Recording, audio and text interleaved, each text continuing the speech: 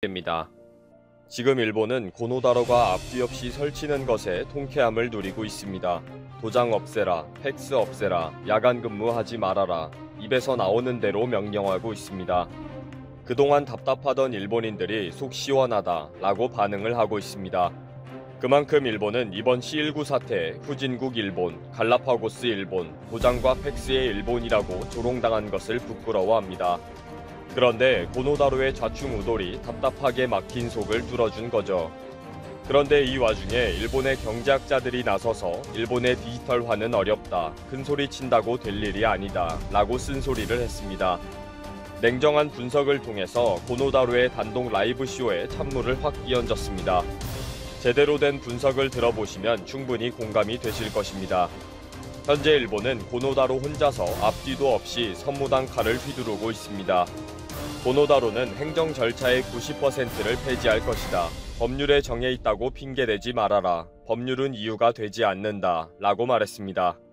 불법이면 법을 먼저 수정하고 난 다음에 해야 하는 것이 순서인데도 불구하고 밀어붙이고 있는 것입니다. 도장 폐지에 힘을 얻은 고노다로는 이제 팩스도 다 없애라 라고 명령을 내렸다고 합니다. 현재 일본의 행정 시스템상 도장을 폐지하면 접수와 확인과 보관이 법적으로 보장이 되지 않는다는 우려도 있습니다. 또 팩스를 무조건 없애면 서류를 어떻게 전달하고 소통해야 하는지도 막연한 상황입니다. 현실적인 이런 어려움도 무시하고 고노다로는 무조건 다 없애라는 것입니다. 이런 말도 안 되는 상황인데도 일본 국민들의 근 80%가 고노다로를 지지하는 코미디가 펼쳐지고 있는 일본입니다. 이렇게 이상하게 돌아가는 일본의 현실에 일부 학자들은 냉정한 평가를 내리고 있습니다. 일본의 경제 온라인 사이트인 동양경제는 일본이 디지털화가 지연되고 있는 결정적인 구조적 요인이라는 기사를 실었습니다. 리쿄 대학 경영대학원 교수 다나카 미치아키의 특별 기고입니다. 다나카는 일본이 최근 제기하고 있는 디지털 과제들은 이미 선진 각국에서는 오래전부터 시행하고 있던 뒷북 과제라고 지적합니다. 다나카는 행정의 관료주의가 기업의 행정 시스템에 의지하고 있는 무기력이 심각하다라고 비판합니다. 그러면서 일본 행정 시스템의 디지털화는 쉽지 않다고 냉정하게 몇 가지를 지적합니다. 도도 부연시 읍면의 전국 관공서들의 행정 시스템이 제각각이라는 것. 실제 디지털화를 계획하고 실행하기에는 공무원들이 너무 소극적이다. 일본의 사이버 보안 취약점은 아이러니하게도 최악의 수준이다 라고 지적합니다. 특히 일본은 사이버 해킹으로부터 매일 공격을 받고 있다고 보면 되는데 해킹 방지 및 대처 능력이 완전히 뒤떨어져 있기 때문에 상당히 위험하다는 것입니다. 최근 NTT 도코모 사태에서도 은행의 비밀번호와 계좌가 쉽게 해킹이 되는 것을 봐도 마찬가지라는 것입니다. 이런 상황에서 마이넘버와 계좌를 행정 시스템에 연결시킨다는 것은 상상할 수 없을 정도로 위험한 사태가 발생할 수밖에 없다는 것입니다.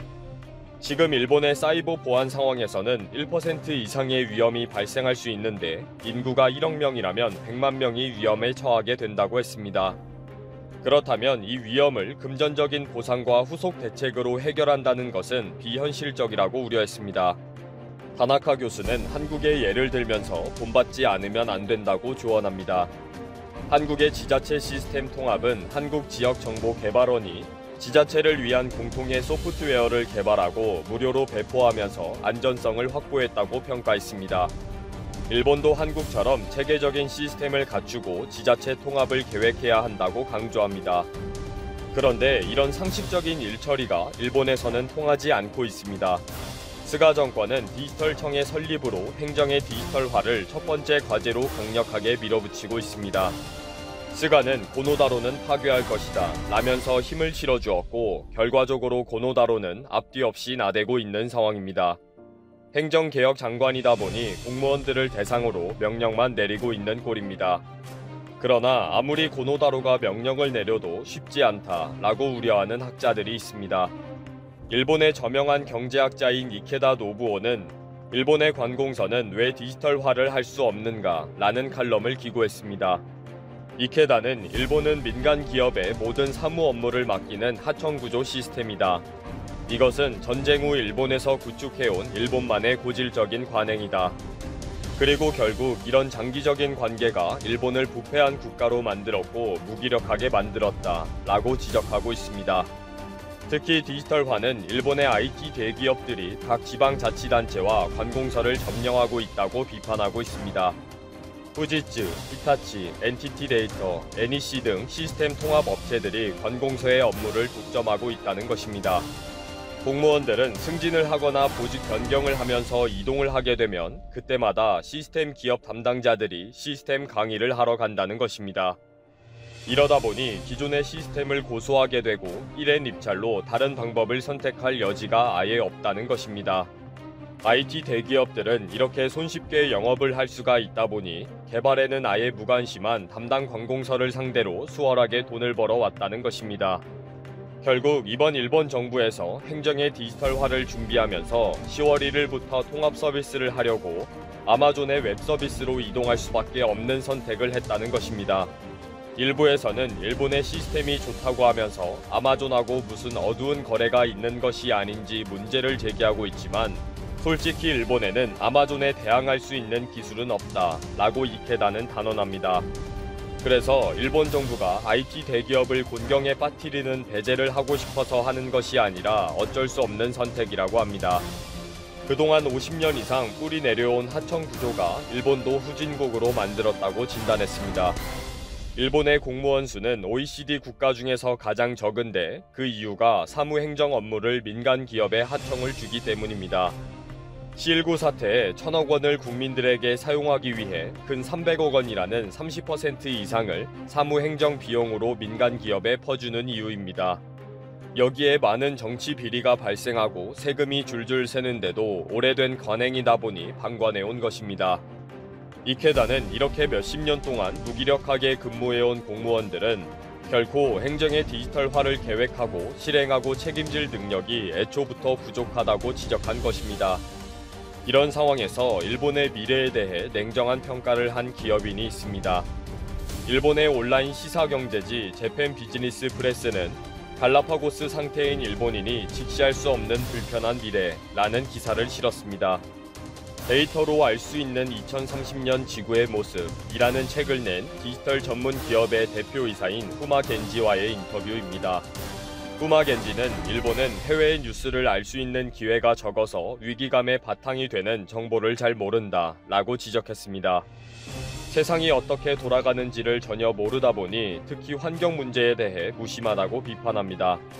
21세기에서는 사회와 환경의 변화가 경제 활동과 기업 경영에 큰 변화를 주는데도 일본에서는 큰 관심을 받지 못하고 있다는 것입니다. 그리고 일본의 노동 환경이 열악해서 노동자의 인권이 심각한 상황인데도 그 개념에 대한 인식이 부족하다. 지금 일본인들은 상대적으로 가난하며 재능 있는 인재도 부족한 상황이다 라고 한탄합니다. 후마 겐지는 솔직히 두려운 것은 일본인들도 일본에 대한 자부심과 자랑과 자신감을 잃어가고 있다는 것을 잘 알고 있다는 것이 너무 무섭다 라고 토로합니다. 그리고 일본인들은 사회와 정치에 무관심하게 된 것도 미래에 대한 희망을 포기했기 때문이다 라고 결론을 내리고 있습니다.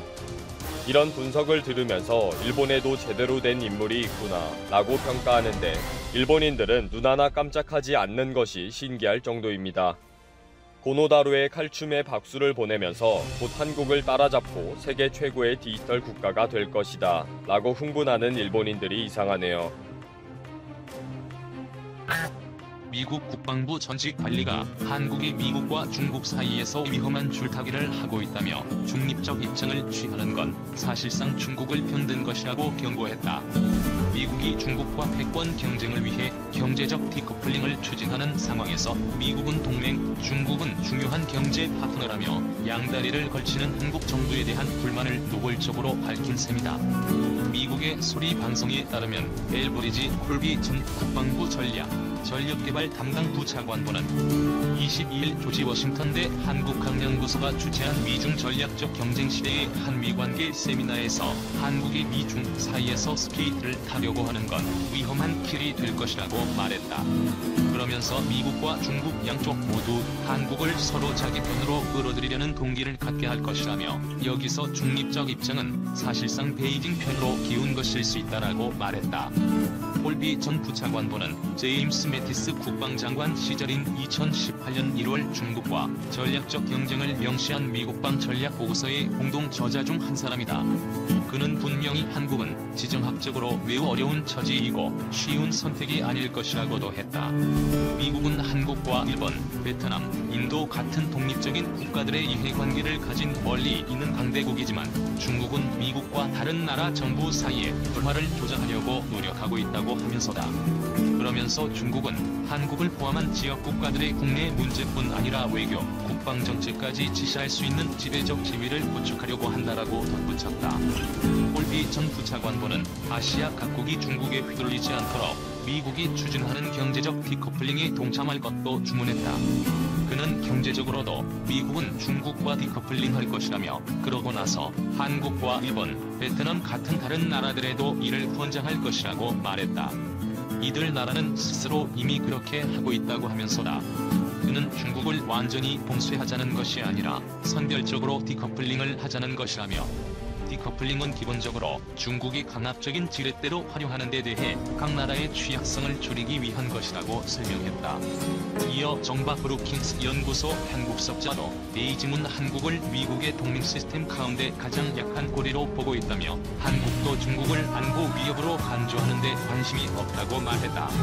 김홍규 아직의 중국정책연구소 소장은 이에 미국이 한국을 중국으로부터 디커플링하는 데 성공한다면 역설적으로 이것이 한미동맹을 성사시킬 것이라고 지적했다. 미국이 경제 분야에서 중국의 역할을 대체하지 못할 가능성은 작기 때문에 한국은 동맹 유지 비용을 더 이상 댈 수 없게 될 것이라고 하면서다. 김 교수는 이 같은 딜레마가 한국의 악순환을 낳고 있으며 한국의 국가적 존립에 엄청난 위험이 되고 있다라고도 지적했다. 미가 필요로 하는 나라 거의 없어. 한이 동맹 관리해야. 미국 글로벌 정세 분석 대가인 조지 프리드먼 지오폴리티컬 퓨처스 설립자 겸 회장은 많은 사람이 미국이 우리보다 더 절실하게 동맹을 원할 것이라고 생각하는데 사실 미국이 그렇게 절실하게 필요로 하는 나라는 거의 없다며 한국이 동맹 관리에 적극 나서야 한다고 밝혔다. 또 프리드먼 회장은 북한이 대륙간 탄도미사일 개발을 완료하면 미국이 대북 선제 타격에 나설 것이며 북한은 정권의 종말을 맞을 것이라고 전망했다. 프리드먼 회장은 지난 19일 라이버와의 단독 인터뷰에서 동맹은 구조적 규칙으로 지금도 효과가 있기 때문에 지정학적 위치상 한국은 항상 동맹을 만들어야 한다며 이같이 밝혔다. 프리드먼 회장은 한국의 미국, 또 미국에도 한국은 필수 불가결하지만 미국은 한국을 잘 모른다며 한국은 동맹인 미국이 한국을 필요로 하게 만들어야 하고 또 미국을 한국에 필요하게 활용할 수 있도록 만들어야 한다고 조언했다. 그러면서 프리드먼 회장은 오는 11월 미국 대선을 조 바이든 민주당 후보가 다소 우세한 박빙으로 전망하면서 미국과 달리 한국 대통령의 권한이 더 크다는 점에서 오히려 2022년 한국 대선이 더 큰 이슈라고 말했다.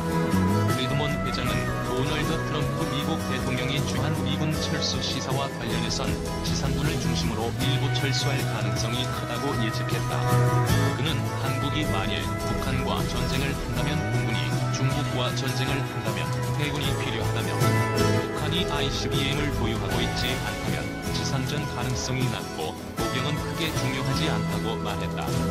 프리드먼 회장은 북한의 ICBM 개발 완료 사실이 확인되면 미국이 선제 타격을 해 북한 정권이 종말을 맞을 것이라고 전망하면서 한국은 최악의 경우를 대비해야 한다고 덧붙였다.